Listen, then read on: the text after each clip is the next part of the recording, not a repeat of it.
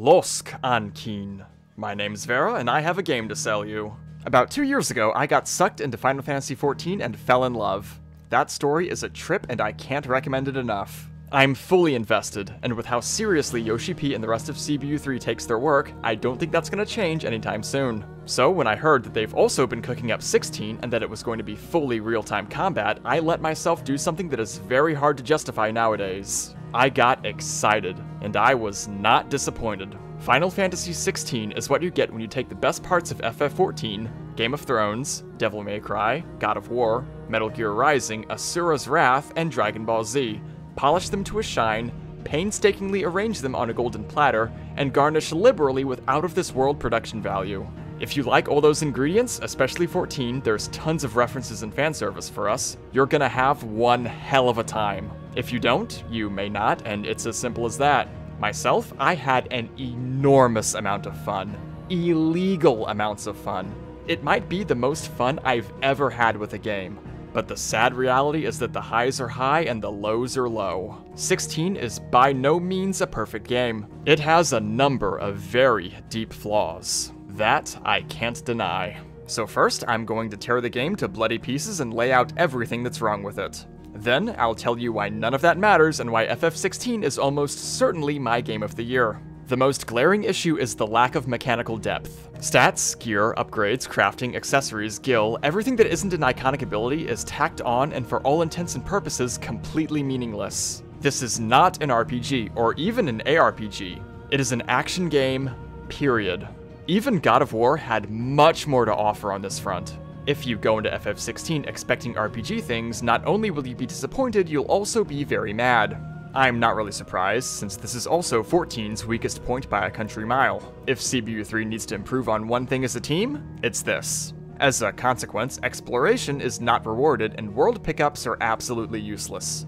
Don't even bother. This segues nicely into my second gripe, the difficulty. Though Final Fantasy has been trending towards active combat, with 15 and 7 Remake both featuring a form of hybrid gameplay, this is the first title that does away with menuing completely. With this in mind, Yoshida doubtless decided to make the game on the easy side. It has only 2 difficulty settings, Journalist Mode and Baby Mode, on top of including several accessories which just straight up play the game for you. Game too easy! Now, I get where he's coming from and it makes complete sense. What does not make sense is failing to include a hard mode for people who are good at these games and enjoy a challenge. We got left out to dry in a bad way. Normal enemies are lethargic, passive, and die in one spell combo. Okay, you just fucking murdered everything! Balanced! If you want to use a counter move against them, you either have to spam taunt or wait 5 seconds. It genuinely feels like Dynasty Warriors at times while you're waiting to run into the next big thing. Once the novelty of flashy abilities wears off, trash becomes a boring chore. Controls are fine, with one exception. The right stick does not cycle your lock-on. This is unacceptable. It's been industry standard since at least Demon's Souls all the way back in 2009. There is no universe in which you need to move your fucking camera while locked onto an enemy, and I am very surprised that CBU3 made this elementary mistake. Stop it. Get some help. Patch it in. The side content is very mid. Go here, kill this, talk to that, with disappointing storylines. These aren't Witcher side quests, that's for sure. There are many, but only about a third of them are actually cool and worth doing. They've got serious pacing issues too. The game throws them at you in big chunks which get out of control towards the end. Some serious trimming needed to be done here. Some of them will even force teleport you back to base without warning, which is incredibly annoying if you have something else to do in the area. My advice is to do anything with a plus, which give upgrades, and those involving your favorite dudes, and just ignore the others. Except for Quentin. He goes from 0 to 100 out of nowhere, and it would be a damn shame if you missed it. Characters and side content are very static, with stiff faces, middling voice work, and half-hearted lip syncing. Maybe it's because I have lower expectations for 14 and am more invested in its characters, but I almost want to say 14's talking scenes look better. This game was definitely made by a team that was used to 14's limitations. I will say that the eyes are always done very well though. But the greatest sin here is that your party members almost never interact with side quests, even when they really should. It's just Clive talking with his gruff, monotonous Geralt impersonation that he falls into anytime he's outside of a critical moment. Since you have no control over party composition, you're just stuck with whoever's currently tagging along in the main story, I'm guessing CPU3 didn't want to bother with writing and recording a bunch of dialogue that may or may not actually get used. Very lazy, and the game suffers greatly for it. Oh, and much of the extra flavor dialogue isn't even voiced, but strangely, the first few words are. Voiceover that trails off like this is definitely a new one. Like, why even bother? So, if all of that is true, what were CPU3 doing? Well, they spent literally 95% of their time, effort, energy, and resources on the main story. The MSQ is spectacular. Fucking spectacular. It goes beyond mere excellence. It is a fully realized creative vision, an achievement that defies description. It's yoshi-p's wild ride, start to finish. When this game goes to 11, it stays there for a fucking hour. You think it's done, and then it just laughs at you and keeps going nuts until you lose your mind. Oh, torgal!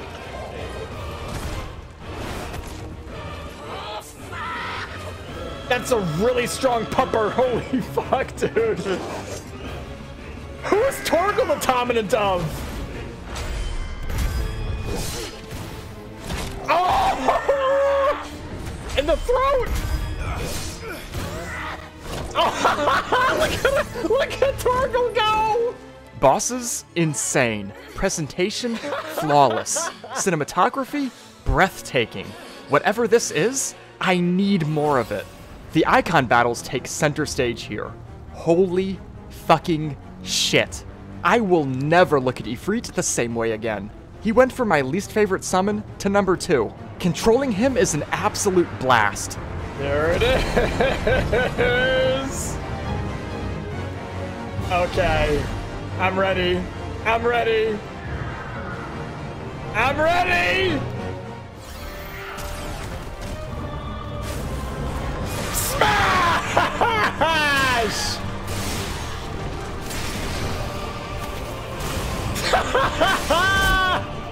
Titan alone is worth the price of admission. Bahamut alone is worth $70 to experience. I shit you not. That's how over the top they are. I have never seen a game like this, and may never again. It's a spectacle. Something truly special. I mean, just look at what this game did to me. It's not even done. No, it's not even done! It's not even done, by the way! It's not even done. What is going on? You can't know. No, game. Chill, please! Chill. I can't take it. Why'd the game have no chill? Why'd the game not ever calm down? 16 story borrows heavily from Game of Thrones, but Game of Thrones is awesome, so that's not a bad thing. It's deep, dark Final Fantasy, and it definitely earns its M rating. Characters die all the time in brutal fashion, and no punches are pulled in the telling. We saw it coming a mile away, but we're still broken up about it. No! It's got themes of slavery and rebellion, fate and free will, love and loss, guilt, acceptance, redemption. The classic tropes of FF are very much still there under the black coat of paint. If anything, the down-to-earth, gritty realism brings them into full focus for we who live in this fallen world of ours. But longtime fans of the series will probably miss its typical whimsical tone. Things get fairly complex with 5 nations and dozens of characters, but if you lose the plot at any point during a cutscene, you can tap the pad and instantly get refreshers from what they're calling active time lore.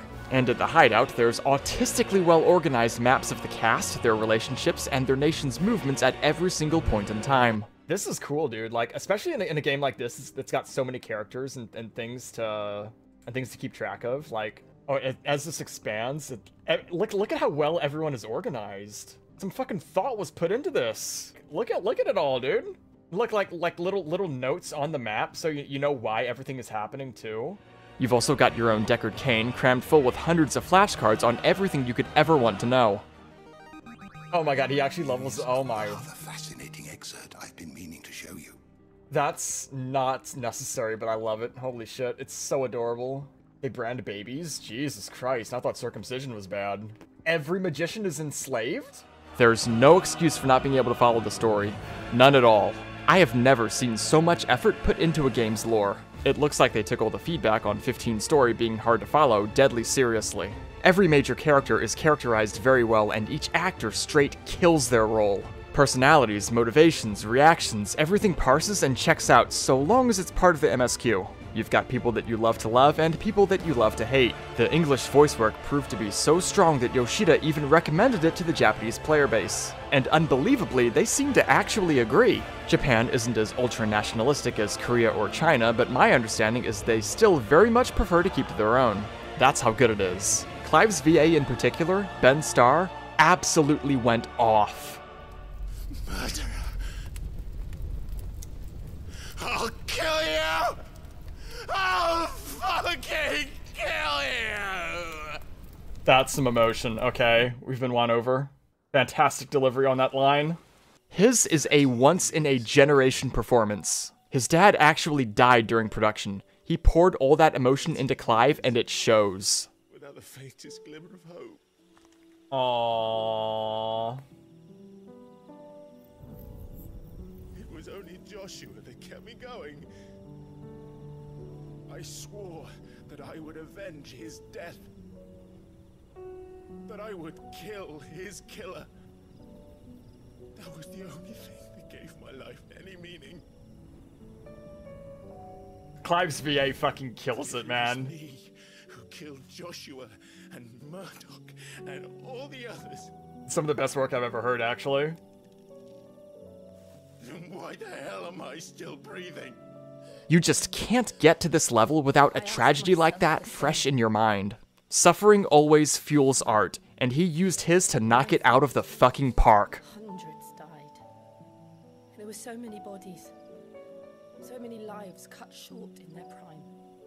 Gameplay might be too easy, but it's still fun and incredibly satisfying. 16 does lack the depth of its peers, but it's no less flashy. You've got wide AoE to clear rooms, abilities to stagger enemies quickly, and heavy hitters to take advantage of stagger windows. Bread and butter involves choosing 6 abilities and chaining them together in a valuable order, similar to God of War Ragnarok. Nearly every iconic ability is a joy to use, and there's enough variety to ensure everyone can find a build that suits them. I gravitated to and became addicted to counter moves, which worked out perfectly because Mega Flare. Why did it take them so long to make a Final Fantasy game like this, bro? This is awesome. Who the fuck would prefer turn-based, bro? I'm having the time of my life here.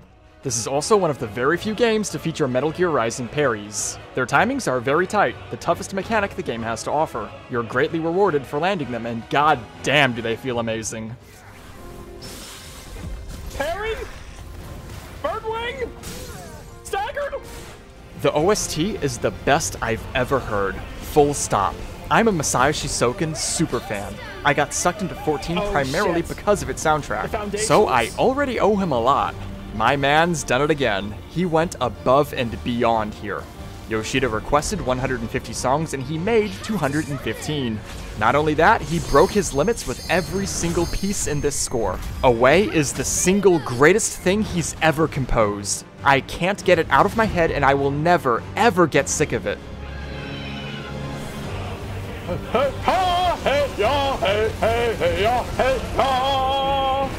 Soken going nuts! I love it! Give me more! Hey, hey, ya, hey, ya, hey, hey, ya, hey, ha! What a spectacle!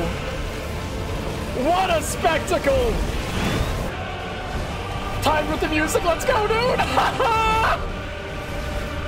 Hey, hey, hey! If Soken doesn't win Best OST at the Game Awards, it's highway robbery and I'm grabbing my pitchfork.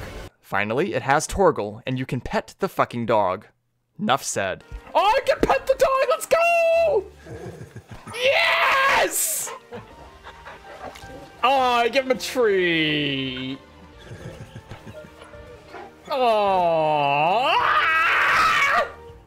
So, despite all the flaws, I'm just going to average the peaks and troughs together into a 10 out of 10. I can't not do it. What this game focuses on and delivers is just that damn good. The MSQ carries this game, and I will never forget how it made me feel. I just bought a PS5 and a capture card to stream it, and I don't regret a thing. It is a system seller. Not only that, I'll definitely be rebuying it on PC and cramming it with enough third-party tools to fix its flaws and trigger yoshi-p into a coma. TLDR, buy Final Fantasy XVI.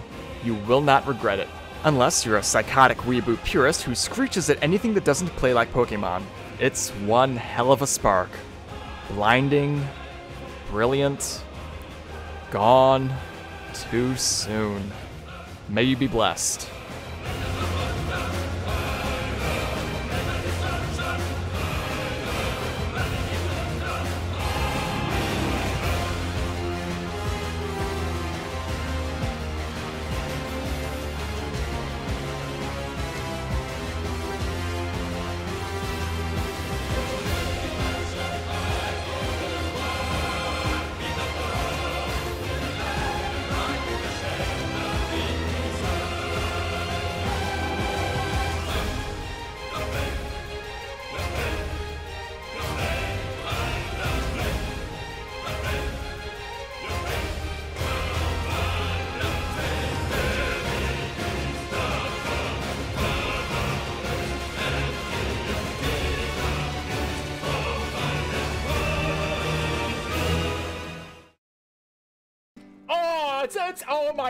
Oh my god, I love it.